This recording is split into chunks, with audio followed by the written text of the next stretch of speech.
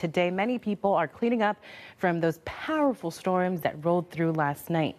Here's what it looked like this morning on Twilight Drive in Granby. You can see trees and wires down as crews work to get the road clear. Across the state, more than 5,700 Eversource customers are still without power. We have live team coverage for you tonight on this storm damage and the cleanup efforts happening today. Let's start with NBC Connecticut's Melissa Cooney live in Essex, where almost 900 people are still without power. Melissa?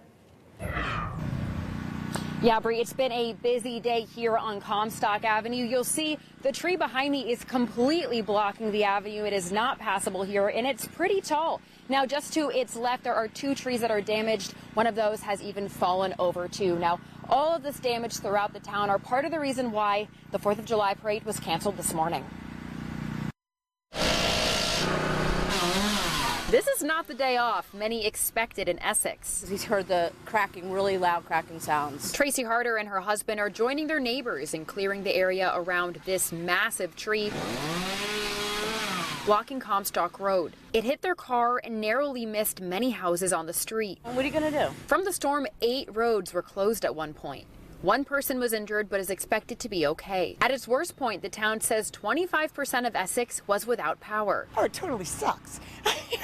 But some neighbors are still without, saying the damage around the neighborhood is hard to comprehend. I came up and then I saw this and I'm like, whoa. It kind of came out of nowhere. Yeah. We were preparing for it, didn't think it was going to be as severe. Fire Marshal John Plana says a couple of homes even had trees fall into them.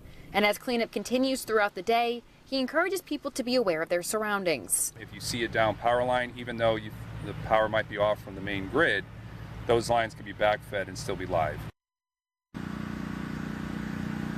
And if you hear that generator going behind me, he says it's important to make sure you're not running your generators inside the garage. Make sure they're kind of far away from the home. That's to avoid carbon monoxide concerns. And as for the roads, he says they're all open with the exception of Comstock Avenue behind me, which is not passable at this point. For now, we're live in Essex. Melissa Cooney, NBC Connecticut News.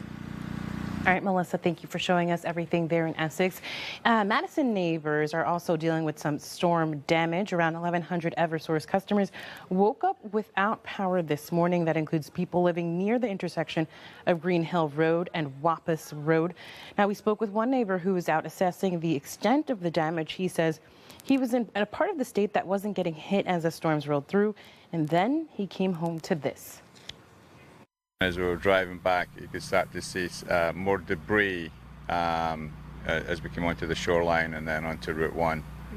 And then, yeah, there was just homes without lights on. So it's kind of like very quickly, figured it out.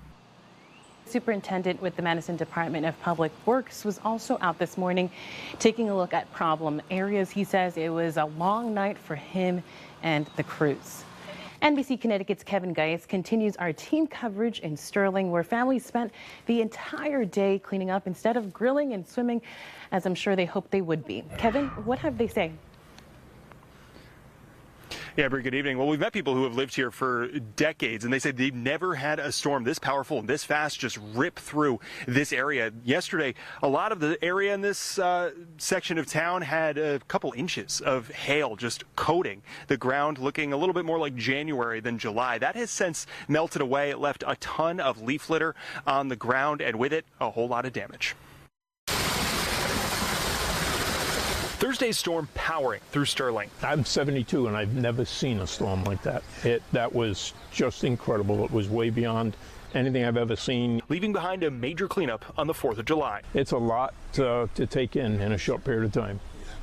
It seemed like the more we looked, the worse it got. Archie Jackson was just finishing another round of lawn cleanup when we found him Friday morning, clearing leaves and sticks left in the storm's wake. His damage assessment included cracked siding, shredded windows, branches scattered, and a canvas gazebo lacking in shade. First we saw the gazebo roof. It looked like Edward Scissorhands had been inside there. I mean, I've never seen anything shredded like that. A coating of hail melted away, leaving leaf litter and snapped branches in its wake. Just down the street, Mike Iozzi was clearing his lawn of debris. His family showed us the craters left behind on his truck's hood while he worked. I couldn't believe it.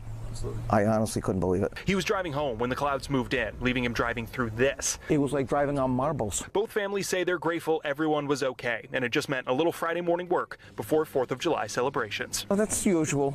Any day I get off, I end up having to work anyway, so. Absolutely. You got the whole family out doing yard work too? Yes. And if you look up in this area, like branches like this one, it looks like some of the branches and leaves just went through a paper shredder overnight. We did meet a few roofers in the area who were helping with some folks and assessing some of the roofs in the area. They say there was definitely a lot of damage done. We're live in Sterling tonight. Kevin Geis, NBC Connecticut News. Bree, back to you.